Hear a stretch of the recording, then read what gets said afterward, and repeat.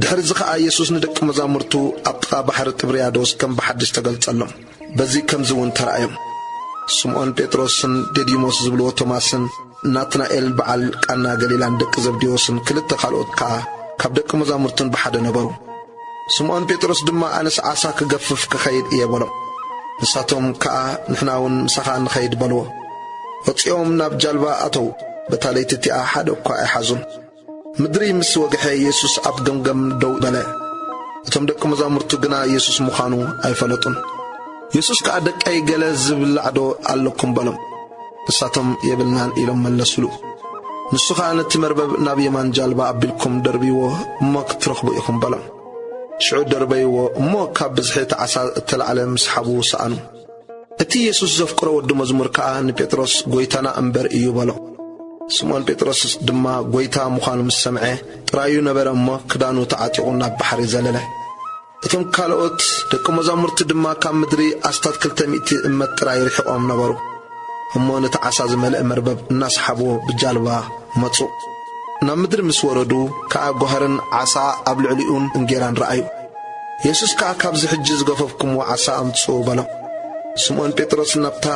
ጃልባ ኣትዩ ነቲ 153 ገዘፍቲ ዓሳ ዝመልአ መርበብ ናብ ምድሪ ጓተቶ ክሳዕ ክንድዚ ብዙሓት ክነሶምሲ እቲ መርበብ ኣይተቐደን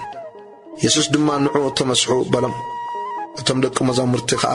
ጎይታ ምዃኑ ስለ ዝፈለጡ ካባታቶም ሓደ እኳ ንስኻ መን ኢኻ ኢሉ ክሓቶ ዝደፈረ የልቦን ኢየሱስ መፂኡ ነቲ እንጌራ ኣልዒሉ ሃቦም ከምኡ ነቲ ዓሳ ኢየሱስ ድሕሪ ካብ ምውታት ምትንስኡ ንደቂ መዛሙርቱ እተገልጸሎም እዚ ሳልሳይ ግዜ እዩ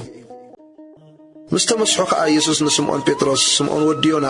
ካብ እዚኣቶም ኣብሊጽካዶ ተፍቅረኒ ኢኻ በሎ ንስኻ እዎ ጎይታይ ኣነ ከም ዘፍቅረካ ንስኻ ትፈልጥ ኣለኻ በሎ ንሱ ዕያውተይ ኣብልዕ በሎ ከም ብሓድሽ ከዓ ካልኣይ ግዜ